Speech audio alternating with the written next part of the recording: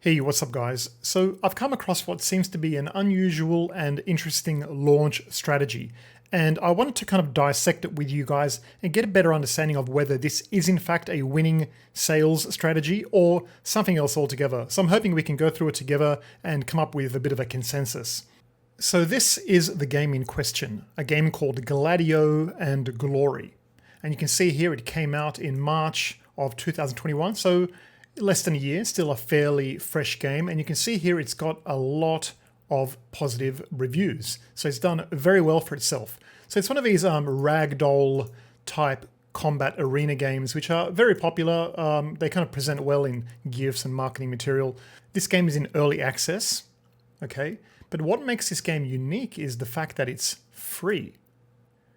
And that's free, not as in like a free-to-play game which has some kind of unlockable bonus, but no, it is a fully free game. It was released a year ago into early access as a free game, and to this day, it's still a free game. And you can see here the developer has claimed it has 200,000 organic downloads.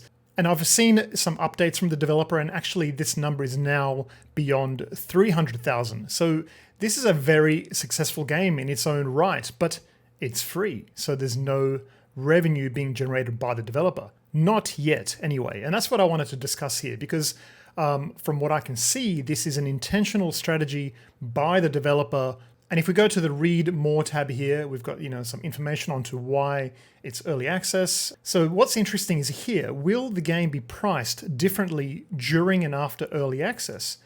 And the developer writes, it could be. It really depends on how different the final version ends up being. Price might increase moderately in the final release, but my aim is to always keep it accessible. Interesting. So let's do a sweep over this Steam page and try to get a bit more information. So you can see here it's made and published by the same person, Adi Zavo, I believe it is. So no publisher attached to this project. A lot of these really cool GIFs. So these kind of GIFs with these physics-based games, they always present very well. And you can see here that the developer's done a good job at putting together a nice compilation of, different features of the game. This kind of stuff presents really well. Specifically, you put one of these kind of GIFs on Twitter, it usually does quite well. So very positive reviews, 93%. This is pretty good. So the reviews look genuine. I don't see any kind of shenanigans going on. It's the friend lobby. Okay, so this game is a multiplayer as well. Online multiplayer and single player. So let's check out this trailer to get a really good idea of what this game is.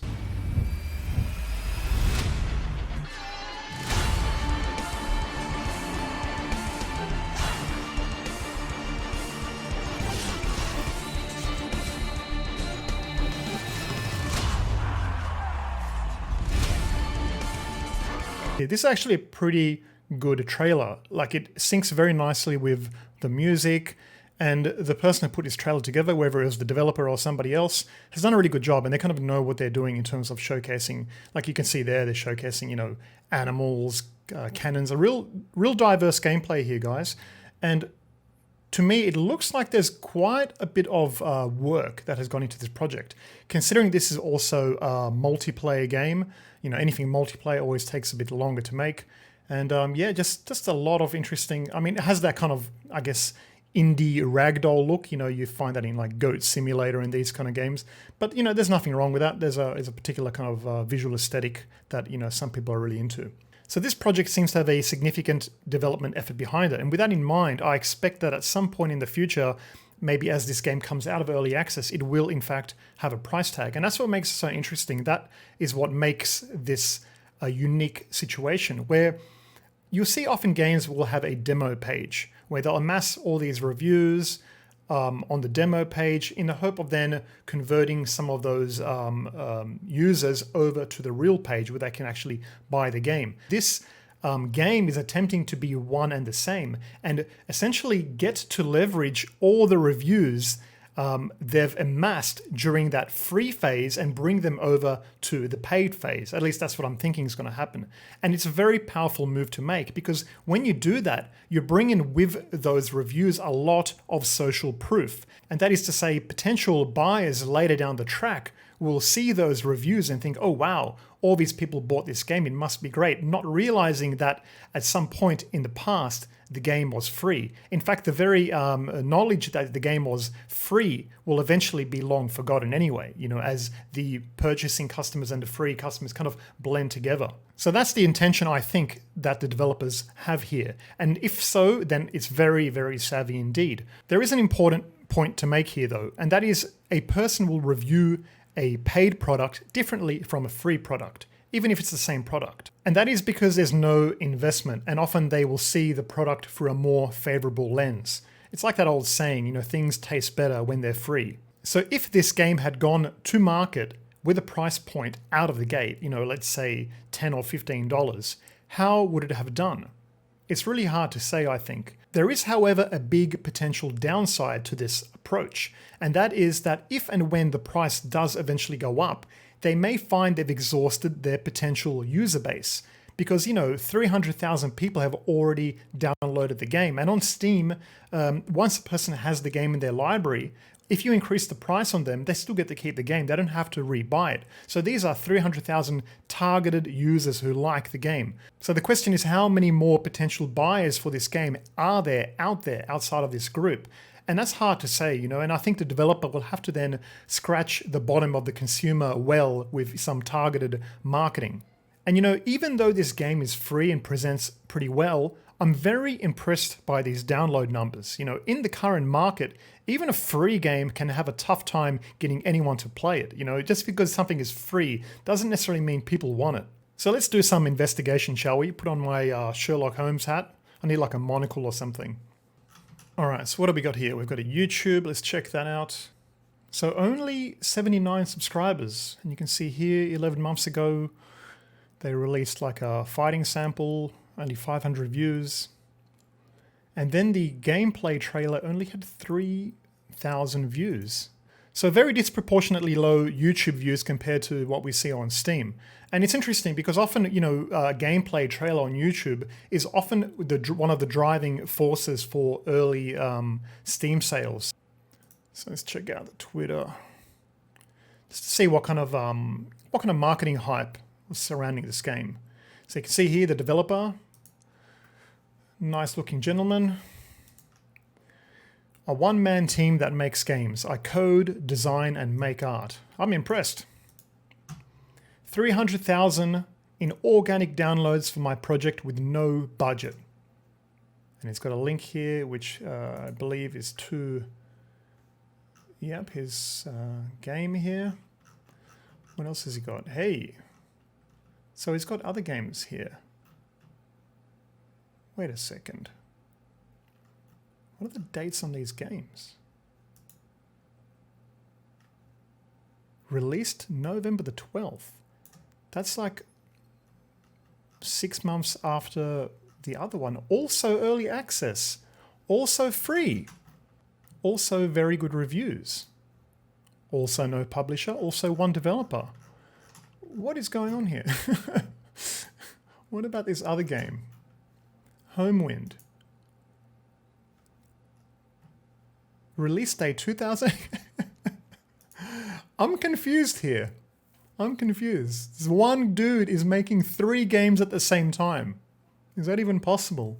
I mean, look, I'm a pretty busy guy myself. I got one game that I'm working on, a few kind of maybe mini projects, but to be working on 3, I mean, because that that original game is pretty significant, right? Like you'd think all your attention would be onto this and making sure you have like a really good launch and you're kind of massaging this early access and getting it to a point. I'm not sure if I'd be running into making new games. I mean, this one is releasing this year. And when's that other one releasing? I mean, it's kind of like a copy and paste from the other one. Yeah, it kind of looks interesting. Multiplayer again, and even this game alone, like, this game alone looks pretty impressive, I gotta say. Let's check out the trailer.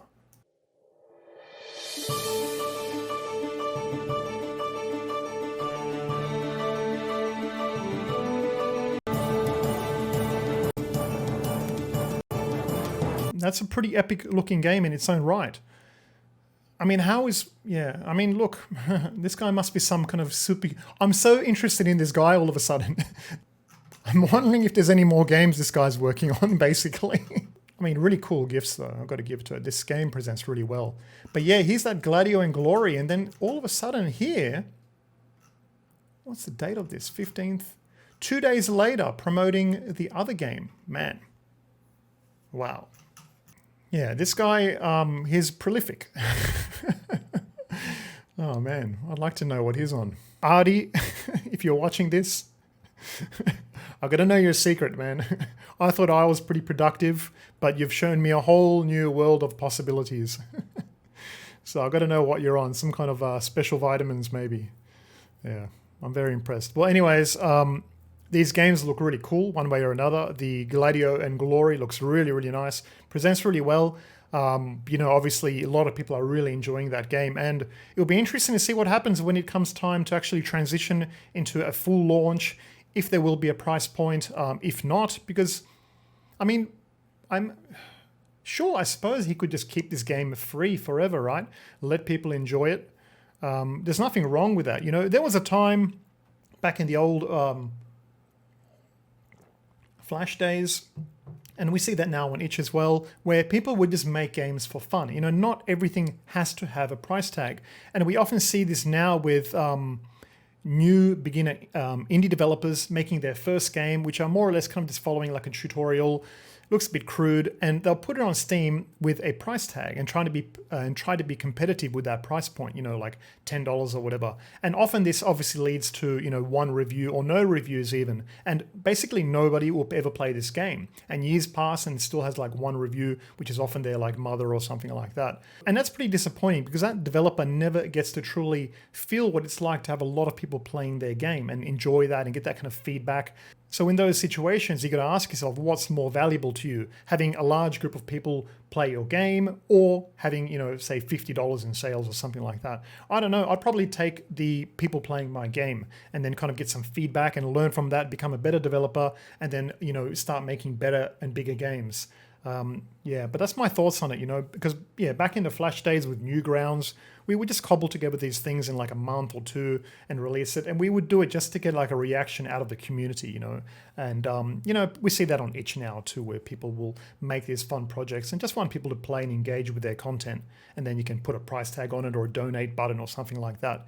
But yeah, there's some food for thought, you know. There's a lot of different ways to approach this. Not everything has to have like, hey, you know, capitalism must sell this, everything must have a price. Regardless on whether or not these games realize any sales potential, it goes without saying that they've brought a lot of fun and joy to a lot of people. I've gone through some of the comments and there's just so much enthusiasm. So, you know, they are successful in their own right, regardless of sales, because ultimately it comes down to how you measure success. If your measurement of success is to, you know, spread joy and happiness through your creations, through your coding and through your, you know, games creation, then this developer has really succeeded in that respect, you know. So kudos to Artie, you know, this is really impressive work. So anyways, guys, let me know in the comments below what you think about this approach, having a free game and then potentially down the track increasing the price and leveraging that existing user base and their reviews to then attract a new audience. Do you think it's a wise move? Do you see some problems with that I haven't mentioned in this video? I'd be very interested to know, so please do let me know down below. So anyways, if you want to see more videos like this, please do give it a thumbs up. I really appreciate that. It lets me know if this kind of content is good or not. And I'll see you all in the next video. Bye. Thanks for watching, guys. If you found this video useful and you'd like to see more, please do give it a like and subscribe to the channel. I'd really appreciate that. If you want to support this channel further, you can do so through the Patreon. Doing so will give you access to a bunch of different tutorials and resources that I've made. Alternatively, you can consider wishlisting my current game in development, Blood and Mead. I'd really appreciate that, guys. Links for those will be down below. See you all and take care.